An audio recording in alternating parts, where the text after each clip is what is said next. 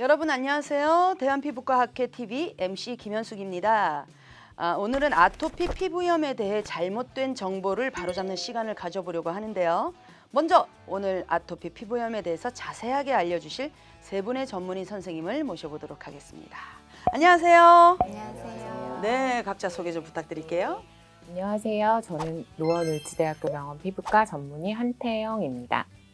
네, 안녕하세요. 서울대학교 병원 피부과 전문의 이동훈입니다. 네, 안녕하세요. 저는 가톨릭대학교 은평성모병원 피부과 전문의 김정은입니다.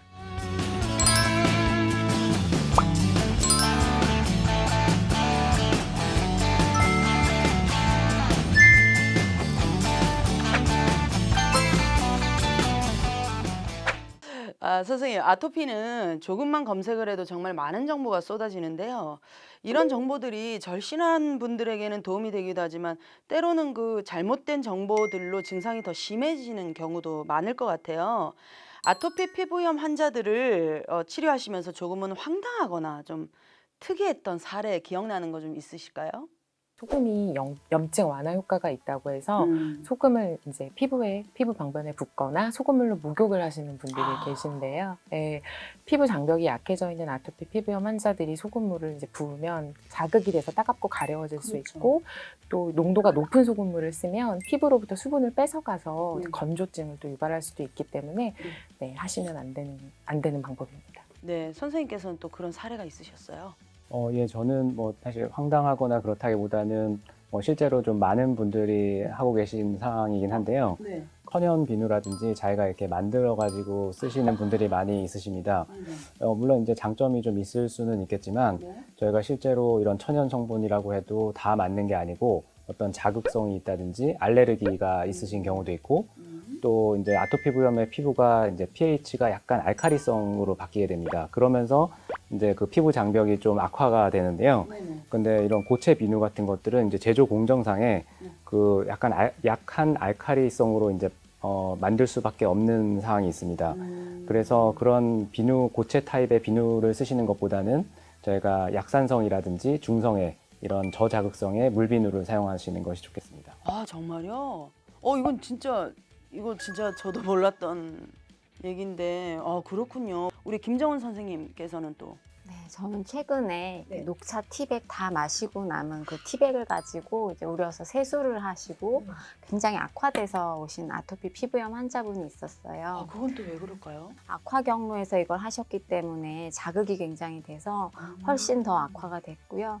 녹차 티백에는 또 그런 금속 중에 니켈이라는 알레르기 성분이 있거든요.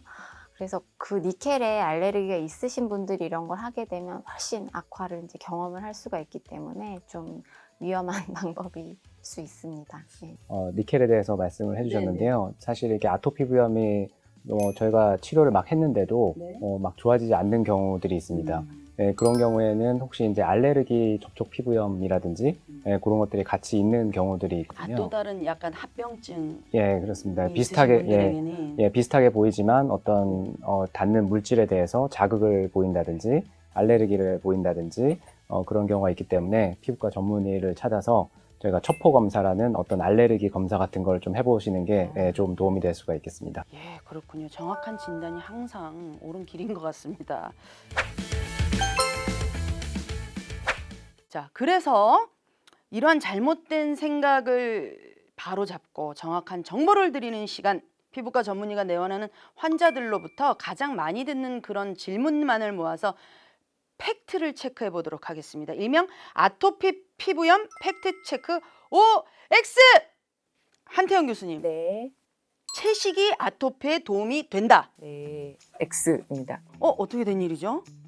아토피 피부염 환자분들이 네. 음식물 알레르기를 동반하는 경우가 있기 때문에 이런 오해가 있는 것 같은데, 이런 고기 같은 걸 제한할 때는 고기류를 먹었을 때 피부염이 나빠지거나 그리고 또 알레르기 검사에서 그 고기들의 양성 반응이 나온 경우에만 제한을 하도록 해야지 모든 환자분들한테 제한을 할 필요는 전혀 없고요. 또 이런 단백질이 주성분인데 고기에 성장기의 어린이가 단백질을 제한하게 되면 성장 발달에 아주 안 좋은 영향을 미칠 수 있습니다. 자, 그렇다면 이동희 교수님, 장 건강 문제가 아토피를 악화시킨다. 하나, 둘, 셋. 반반? 반반입니까? 세모입니까? 실제로 최근에 이제 이런 장이라든지 피부랑 관련해서 연구들이 이제 많이 진행이 되고 있는데요. 그런데 아토피 피부염 환자분들은 이런 장내의 미생물 균종이 조금 다른 분포를 조금 보이는 경우들이 있습니다. 예, 그런 경우에는 이제 어떤 T세포라는 아까 말씀드렸던 이제 면역 세포들의 또 변화를 일으켜서 면역 이상을 좀 보이는다고 생각을 하는데요. 동물 모델에서 충분히 증명이 돼 있고 그렇지만 아직은 사람에서는 조금은 확실하지 않은 면은 있겠습니다. 사실 최근에 뭐 많은 분들이 이제 유산균에 대해서 많이 물어보시는 경우들도 많고 실제로 보시면은 많이 드시고 계시는 경우도 많은데요. 유산균은 물론 이제 종에 따라서 굉장히 차이가 있습니다. 그렇지만 임신 전후에 복용을 하게 되면 아토피부염의 이런 고위험군에서 조금 예방 효과가 있는 것은 알려져 있고요. 예, 그렇지만 종에 따라서 좀 차이가 있고 치료 효과는 뭐 일부에서는 좀 도움이 된다는 보고도 있어서 이런 것들을 좀 활용해 볼 수도 있겠습니다. 자, 우리 김정은 교수님, 소아 화장품이 성인 아토피에 효과가 있다. 하나, 둘, 셋. 사실 소아 화장품이 뭐 자극이 없고 순하다는 점에서 지속적인 꾸준한 보습 관리가 필요한 성인 아토피 피부염 환자들한테 도움이 될 수도 있습니다. 그런 면에서는 이제 동그라미라고 할 수 있는데 그런 분들이 있어요. 굉장히 아토피 피부염이 심해져서 오셨는데 너무 억울해하면서 보습제를 10번씩 내가 바르고 수시로 바르고 있는데 이게 좋아지지 않는다. 예. 근데 그거는 그 보습제가 절대 그 연고 같은 항염제를 대체할 수 없기 때문에 그런 거거든요. 보습 목적에서 쓰는 거에선 사실 도움이 될 수 있지만 그걸 이제 치료적으로 생각을 하고 쓰시면 그거는 안 되는 거라서 저는 세모로. 예, 맞습니다. 아무래도 보습제라는 것은 이제 성인이나 소아 뭐 사실 크게 다를 것은 없다고 생각을 하는데요. 이제 혹시라도 이제 그쪽에 들어가 있는 성분 같은 것들이 좀 안 맞는 성분이 있다든지 그런 것들이 이제 나이가 들면서 또 나타날 수도 있기 때문에 조금 주의할 필요는 있을 것 같습니다. 알겠습니다.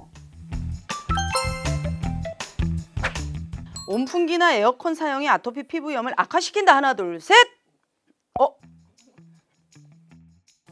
잘못했어요. 잘못했어요. 헷갈렸습니다. 뭐 컨셉이신 엔지. 거예요? 아니면 진짜 뭐예요, 교수님? 아니, 잘못했습니다. 오라고 하신 거예요? 예, 맞습니다. 아, 예. 예, 실제로 저희가 여름철이라든지 겨울철에 나빠지는 분들이 있으신데요. 여름철에는 이제 제일 많이 나빠지는 이유 중에 하나가 좀 덥다든지, 이제 아까 땀이 많이 흘린다든지, 그런 것들이 이제 악화 요인이 되겠고, 겨울철에는 이제 건조한 날씨, 그런 것들이 이제 악화 요인이 되겠습니다. 근데 에어컨이나 온풍기 같은 경우에는 물론 이제 온도를 좀 조절하는 측면이 있지만, 온풍기나 이제 에어컨에서 바람을 쐬게 되면 피부가 좀 더 건조해지고, 또 피부의 수분을 이렇게 좀 빼앗아가는 그런 역할이 되기 때문에, 예, 그렇습니다. 그래서 아무래도 뭐 시원하거나 그런 환경 조절도 필요하겠지만, 좀 더 이렇게 보습제를 좀 더 열심히 바르셔가지고 피부 장벽을 좀 튼튼하게 만드시는 것이 중요하겠습니다. 자, 아토피 피부염 전염될 수 있다. 하나, 둘, 셋. 이건 또 얘기 좀 해주시죠. 네, 아토피 피부염은 전염되지 않습니다. 네. 전염되지 않는데 아토피 피부염 있는 환자분들은 피부 장벽 기능이 약화로 이제 피부에 침투하는 세균이나 바이러스에 대한 방어 능력이 떨어져 있으셔서 피부에 세균 감염에 의한 농가진이나 바이러스 감염에 의한 물사마귀 같은 것들이 일반인들보다 조금 더 잘 생기는 경향이 있는데요. 이런 질환들은 또 전염이 될 수가 있어서 적절한 치료와 관리로 이제 세균이나 바이러스와 싸우는 힘을 키우는 것이 중요합니다. 자, 아토피 피부염으로 인한 피부 착색은 영구적이다. 하나, 둘, 셋. 예, 교수님 말씀해 주시죠. 사실 이제 아토피 부염이 성인 경우에 특히 얼굴이랑 목에 많이 생기기도 하고 이런 염증이 심하신 경우에 피부 착색이 되시는 경우들이 많으신데요. 이런 것들을 이제 저희가 염증 후 색소 침착이라고 얘기를 합니다. 예, 그래서 이것은 이제 염증이 심할수록 이런 것들이 생길 가능성이 더 많아지는 것이기 때문에요. 계속 관리라든지 치료를 충분히 하셔가지고 이런 것들 예방하시는 것이 제일 중요하겠고 이와 함께 이제 노출부에서는 햇빛에 의해서 좀 심해질 수가 있기 때문에 그런 햇빛 차단을 잘 하시고 선크림 잘 바르시고 그래서는 조금 더 빠른 치료를 원하실 때는 피부과 전문의의 전문적인 치료를 받으셔가지고 저희가 도포제라든지 레이저 요법을 사용해서 좀 좋아질 수가 있으니까요. 한번 상담을 받아보시면 좋을 것 같습니다. 어쨌든 자세하게 정확한 정보를 주치의와 상의를 해서 진단을 받는 게 가장 중요하군요. 자, 오늘 아토피 피부염에 대해서 잘못 알고 있던 부분들에 대해서 전문의 선생님들께서 바로 잡아주셨는데요. 도움이 되셨길 진심으로 바라봅니다. 무엇보다 피부과 전문의와의 상담을 통해서 올바른 치료 계획을 세우시는 것이 중요하다는 것을 새삼 또 깨닫게 되네요. 오늘 이 자리에 함께해 주신 세 분의 전문의 선생님들 감사드립니다. 네. 자, 다음 주에는요, 아토피 피부염 고민 상담소가 열릴 예정입니다. 아토피 피부염으로 고생하고 있는 환자분과 환자 보호자분을 직접 모셔서 얘기를 나눌 예정이라 실질적인 도움이 되지 않을까 싶습니다. 자, 이때 뭐죠? 미리 채널 구독과 좋아요 눌러주십시오. 감사합니다.